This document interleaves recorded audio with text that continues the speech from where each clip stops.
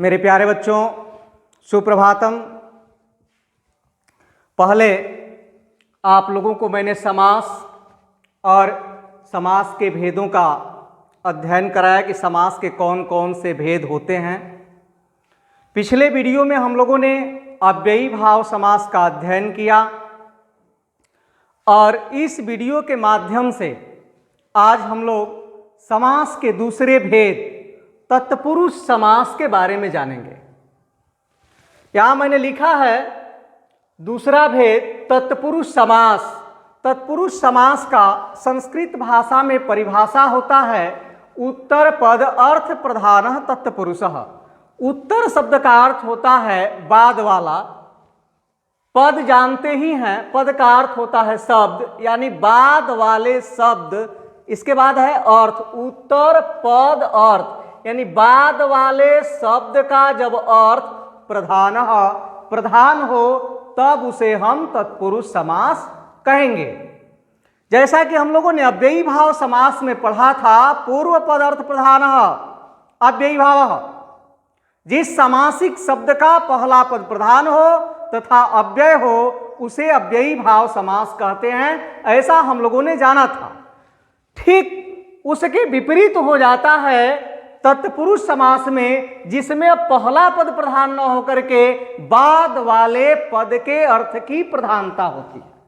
तो जिस समास में बाद वाले पद के अर्थ की प्रधानता होगी उसे हम तत्पुरुष समास कहते हैं। जैसा हिंदी भाषा में भी मैंने इसकी परिभाषा लिख दिया है कि जिस समासिक शब्द के बाद वाले पद का अर्थ प्रधान हो उसे तत्पुरुष समास कहते हैं। यथा जीवनाय सुखम, जीवन सुखम।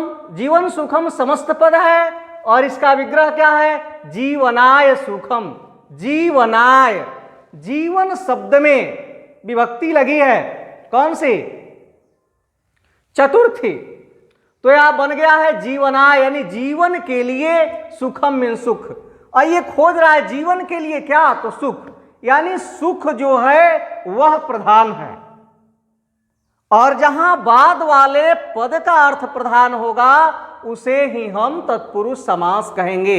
इस पद से ही यह लग रहा है कि यह कुछ खोज रहा है जीवनाय, जीवन के लिए, यानी जीवन के लिए कोई इच्छित चीज है और वह क्या है?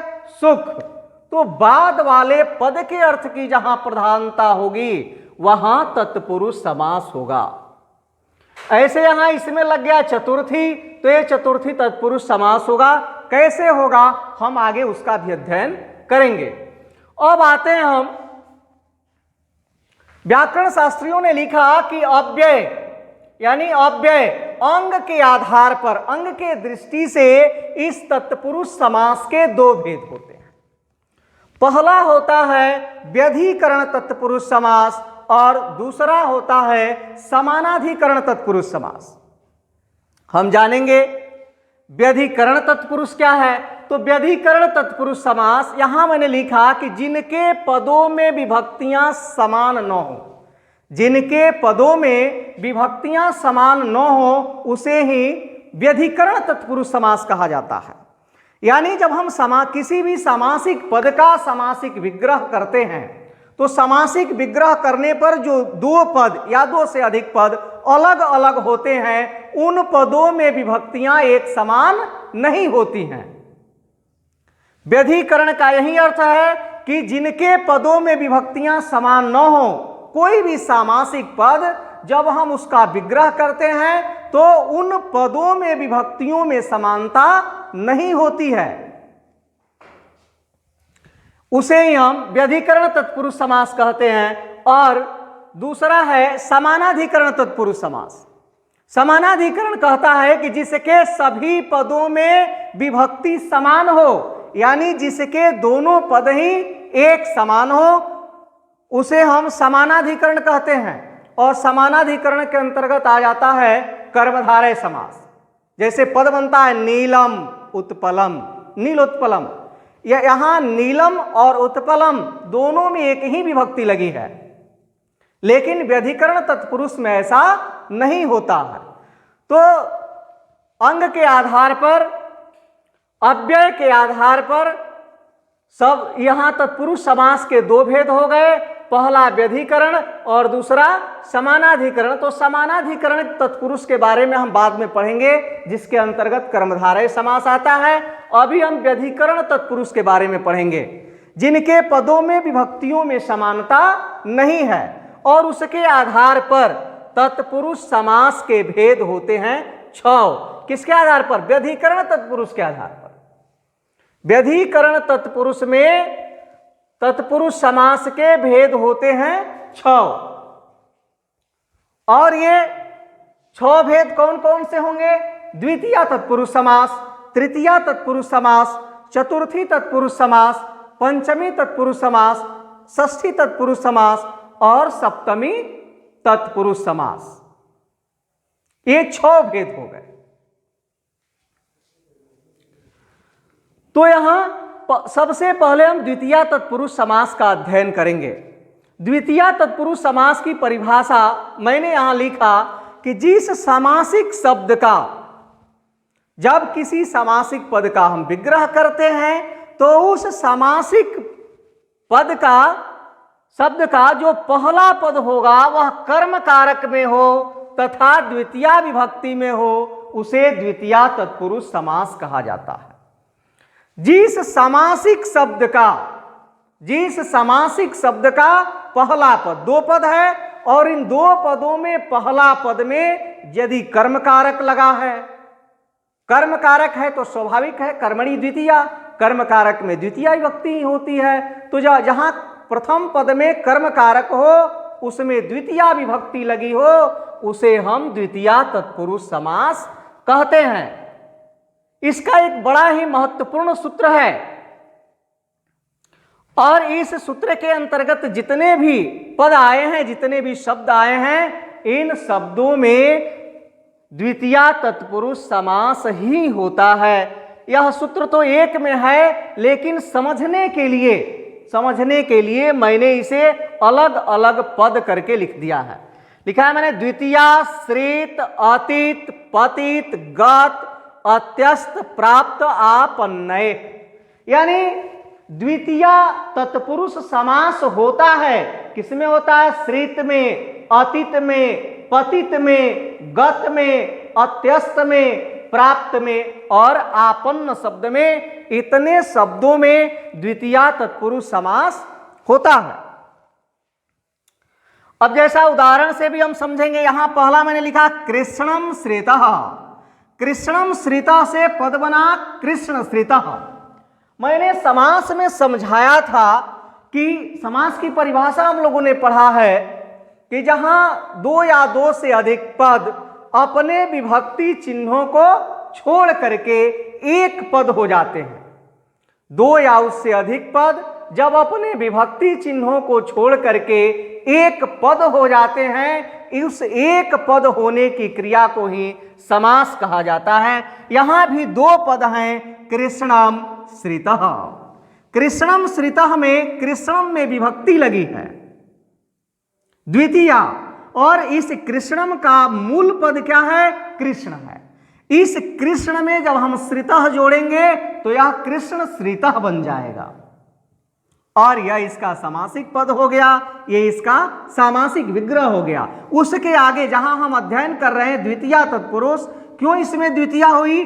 क्योंकि इसके प्रथम पद में कृष्णम में द्वितीय विभक्ति लगी है, इसलिए इसमें द्वितीय तत्पुरुष समास हुआ है। ठीक वैसे ही जब हम तृतीय तत्पुरुष का अध्ययन करेंगे तो उसके प्रथम पद में तृतीय विभक्ति हो जाएगी। जब चतुर्थी तत्पुरुष का अध्ययन करेंगे तो उसके प्रथम पद में चतुर्थी तत्पुरुष समास का पद जो है हो जाएगा, विभक्ति लगी हुई मिलेगी। तो पहला हमने देखा कृष्णम श्रितः, कृष्ण श्रितः माने कृष्ण पर आश्रित। इसके बाद दूसरा पद है हमारा दुखम अतितः। दुखम, ठीक वैसे ही जैसे कृष्णम से मैंने म को हटा दिया, विभक्ति को हटा दिया, वैसे ही दुखम से भी जब हम विभक्ति को हटा देंगे तो वहां जो पद बचेगा वह क्या है? दुख। और जब दुख में अतीतः जोड़ेंगे तो दुख धन अतीतः अधन बराबर आ हो जाता है संधि के अनुसार, दीर्घ संधि के अनुसार, तो दुख धन अतीत हो जाएगा दुखातीत। यहां भी द्वितीया का ह्रास हो गया, यहां जो है विभक्ति हट गई। और यहां नीचे का शब्द है कूपम पतितः, यहां भी कूप शब्द में जब द्वितीया विभक्ति लगी है तो वह क्या बन गया है, कूपम।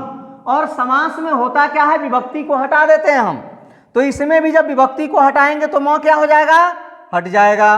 और यह कूप पतितः, यहां हमारा समास बन गया, समासिक पद बन गया कूप पतितः।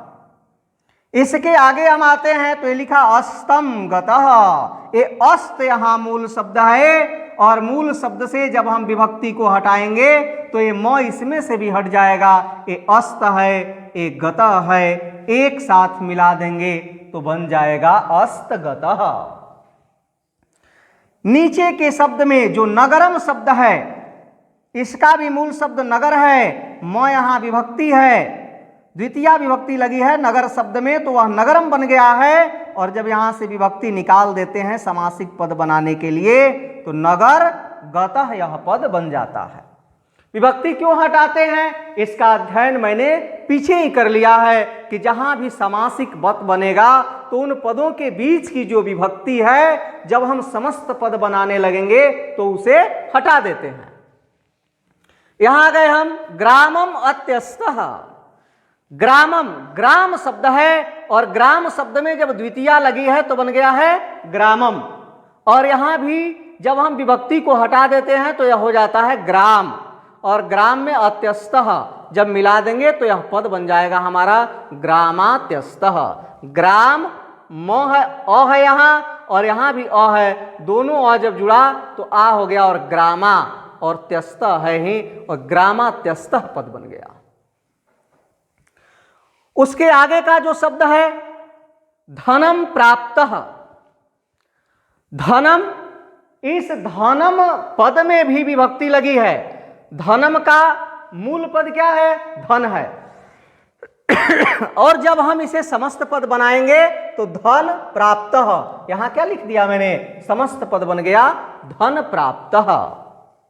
ठीक वैसे ही धनम आपन्नः, धनम शब्द में द्वितीया विभक्ति लगी है, विभक्ति हट जाएगी यहां से, यह धन हो जाएगा, आपन्न इसके साथ जुड़ जाएगा, तो न में अ है, या है, आ हो जाएगा धनापन्न, और यह समस्त पद जो है धनापन्न हो जाएगा। अंतिम उदाहरण है हम लोगों का जीविकाम आपन्नः, जीविकाम आपन्नः, जीविका शब्द में जब द्वितीया विभक्ति लगती है तो वह पद हो जाता है जीविकाम, और यहां से भी जब हम विभक्ति को हटा देते हैं तो यह मूल पद है जीविका। आपन्नः जोड़ेंगे तो वह एक साथ समस्त पद बन जाएगा जीविका पन्नः। जितना हम लोगों ने अभी पढ़ा इन उदाहरणों में समस्त क्या का जो पहला पद है कृष्णम दुखम कूपम ग्रामम धनम इत्यादि, इन समस्त पदों में द्वितीया विभक्ति लगी है, इसलिए इसमें द्वितीया तत्पुरुष समास हुआ है। लगभग कोई कंफ्यूजन नहीं होना चाहिए। हमने तत्पुरुष समास के परिभाषा को भी जान लिया कि जिस समासिक शब्द के बाद वाले पद का अर्थ प्रधान होगा वहां तत्पुरुष समास होता है।